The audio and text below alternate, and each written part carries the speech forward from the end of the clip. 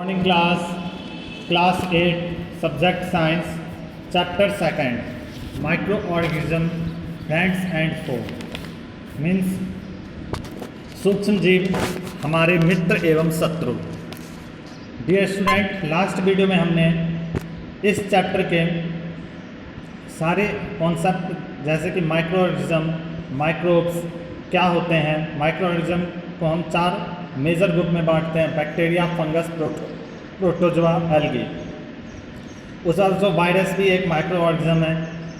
उसके नेक्स्ट बच्चों हमने इनके कुछ फिगर देखे थे जिसमें अमीबा, प्रोटोजोआ, एल्गी, स्पाइडर वगैरह और इस तरीके के हमने फिगर देखा।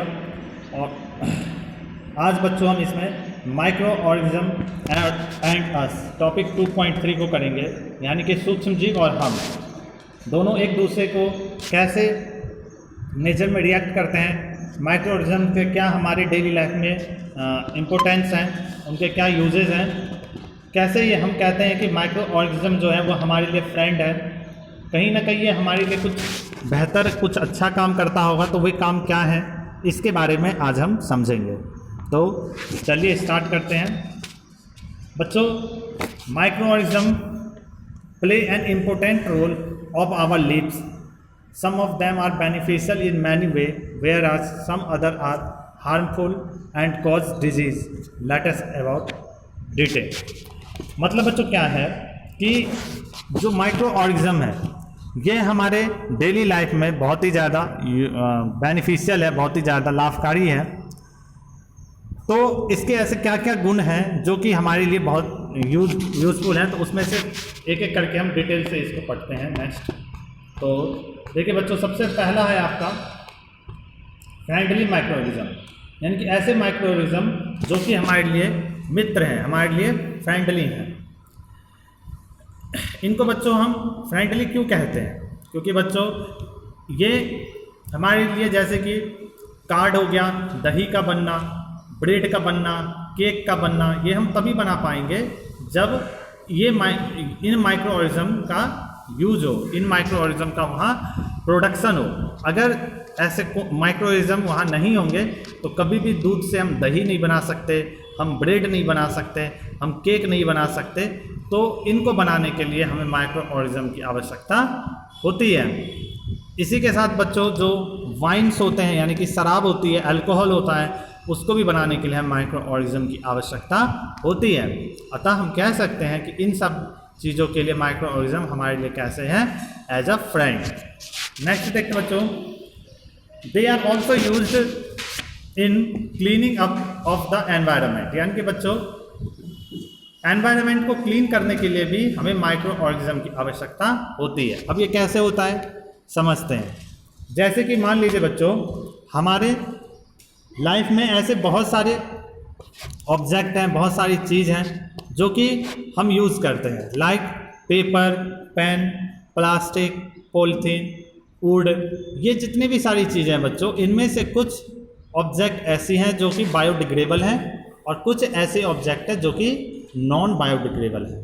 तो बायोडिग्रेडेबल जितने भी ऑब्जेक्ट हैं, जैसे कि आपका पेपर हो गया, उसके बाद लकड़ी हो गई, वुड हो गया, इन सारी चीज़ों को जब हम फेंक देते हैं ज़मीन पे या धरती पे, तो इनको वहाँ से गलाने का काम, इनको वहाँ पे पचाने का जो काम होता है, इनको सड़ने का जो काम होता है, वो कौन करते हैं? ये सारे माइक्रो ऑर्गेनिज्म करते हैं। अगर ये अपना काम सही से ना करें तो वे धरती पर कई सालों तक पड़े रहेंगे और पॉल्यूशन करेंगे। तो माइक्रो ऑर्गेनिज्म के इस वर्क के लिए हम कह सकते हैं कि माइक्रो ऑर्गेनिज्म हमारे लिए कैसे हैं? हमारे लिए फ्रेंड है। इसके बाद बच्चों, इनके और भी ऐसे बहुत सारे काम होता है, जैसे कि सॉइल की फर्टिलिटी को बनाए रखना। क्यों? क्योंकि बच्चों जिस खेत में माइक्रो ऑर्गेनिज्म की संख्या ज़्यादा है, वहाँ पे उस खेत की जो उर्वरकता है, उस खेत की जो फर्टिलिटी रेट है, वह अवश्य ही अधिक होगा। क्यों? क्योंकि माइक्रो ऑर्गेनिज्म से नाइट्रोजन साइकिल बनी रहती है, जिससे खेत की उर्वरकता भी बनी रहती है।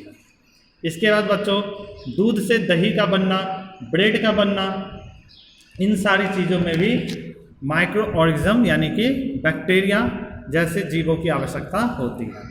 क्वेश्चन पूछता है बच्चों कि उस बैक्टीरिया का क्या नाम है जो हमें दूध से दही बनाने के लिए आवश्यक है।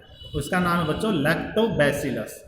लैक्टोबैसिलस ये बच्चों एक बैक्टीरिया का नाम है, बैक्टीरियम का नाम है, जो कि प्रोमोट्स करता है फॉर्मेशन ऑफ कार्ड, यानी दही को बनने के लिए। जब हम दूध में दही मिला के छोड़ देते हैं तो 7 से 8 घंटे के अंदर उस दूध के अंदर लैक्टोबैसिलस नाम का बैक्टीरिया पनप जाता है, उसका प्रोडक्शन हो जाता है, जिस वजह से वे दूध में खट्टाई, उसका टेस्ट बदल जाता है और दूध जम करके कार्ड बन जाती है, यानी कि दही बन जाती है।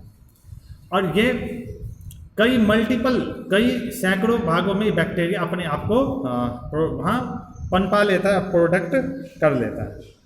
इसी तरीके से बच्चों मेकिंग चीज़, पिकल, यानी कि पनीर बनाने में, अचार बनाने में, इन सारी चीज़ों में भी हमें किनकी आवश्यकता होती है? इन माइक्रो ऑर्गेनिज्म यानी कि बैक्टीरिया की आवश्यकता होती है। और अगर ये ना हो तो हम वह वस्तु बना भी नहीं पाएंगे। अतः हम कह सकते हैं कि ऐसे बैक्टीरिया हमारे लिए फ्रेंडली होते हैं, हमारे लिए मित्र का काम करते हैं। इसके बाद बच्चों, east reproduce rapidly and produce carbon dioxide during respiration, bubbles of gas fill the duct and increase its volume. This is the basic use of yeast in the baking industry, making breads, pastry and cakes. जो बच्चों east होता है, east भी आपका micro organism है, जो जिसके help से हम क्या करते हैं, रिप्रोड्यूस होता है rapidly and produce carbon dioxide during respiration. और कार्बन डाइऑक्साइड के रेस्पिरेशन में ईस्ट क्या करता है, आपका ब्रेड बनाने में, पेस्ट्री बनाने में, केक बनाने में, इन सब में बहुत ही ज़्यादा यूजफुल, कारगर सिद्ध होते हैं। अतः ईस्ट की वजह से ही हम ब्रेड, पेस्ट्री और केक बना पाते हैं। इसके बाद बच्चों माइक्रो ऑर्गेनिज्म के कुछ कॉमर्शियल यूज हैं। कॉमर्शियल यूज में क्या होता है, जैसे कि अल्कोहल का बनाना, अल्कोहल यानी कि जो वाइन्स होते हैं, शराब होती हैं, एसिटिक एसिड, विनेगर, इन सब को बनाने में भी हमारे माइक्रो ऑर्गेनिज्म बहुत ज़्यादा यूजफुल है। Yeast is use to commercial production of alcohol and wines. जैसे कि बच्चों हमें पता है कि जो ग्रेप्स होता है, ग्रेप्स को सुखा करके उसको मतलब कई दिनों तक उसको जब वो सड़ जाती है तो उस तरीके से उसके बाद उसमें से क्या बनाया जाता है, शराब बनाई जाती है। तो उसमें भी हमें ईस्ट की आवश्यकता होती है। उनको सराहने का मतलब ही होता है कि उनमें ईस्ट को प्रोडक्ट, पहले उसमें ईस्ट को बनाया जाता है ताकि वह किस में कन्वर्ट हो जाए, वाइन में कन्वर्ट हो जाए। For this purpose yeast is grown on natural sugar present in grains like barley, wheat, rice, कस्ट, फ्रूट जूस एंड एक्स्ट्रा। यानी इन सारी चीज़ों में क्या पाई जाती हैं, ईस्ट पाई जाती है। इसके बाद बच्चों,